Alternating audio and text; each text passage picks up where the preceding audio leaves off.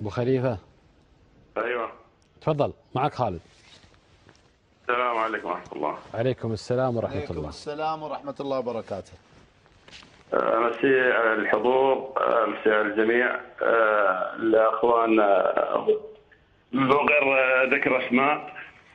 المنظر اليوم اللي بالنسبه والتعليق اللي سمعت من الاخوان، سواء منك يا خالد او من الحضور باخلاق ولد خليفه، شهاده نعتز فيها.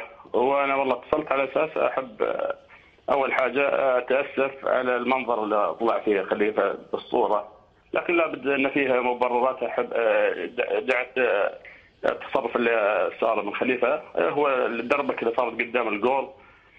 اللاعب البرازيلي تلفظ على خليفه، سبب اللغه الانجليزيه بامه، فخليفه تفاجأ، فقال حق الحكم قال له انا ما سمعت حاجه وانا ما اعرف، مش مترجم عشان افهم الكلام. فصارت رده فعل مهما كان ما لها مبرر. خليفه التصرف اللي صراحه خليفه عمره ما اعتدى على اي لاعب خصم او حكم، ما عمري انا متابع له كل المباريات من هو. ولا احنا تعودناها من خليفة. اي نعم، دائما غيرته على فريق الخصم، على اصدقاء في الملعب داخل الملعب، يعني مع زملاء حصل عصب مع زملاء، لا غير على طريقه، لكن على الخصم والله شهاده لا اول مره تقدرون. وانا صراحه ما بغيت منه، جيته وتكلمت معه قلت يا ما بيشوف الملعب اكثر من هالشيء. لكن عموما بعد المباراه، بعد اهل عائله اللاعب البرازيلي تلفظوا عليه في المنصه. يعني تصور لو احنا في البرازيل كنا مع لو واحد فينا ايش بيطلع؟ ما راح يطلع من المدرج او الملعب سالم.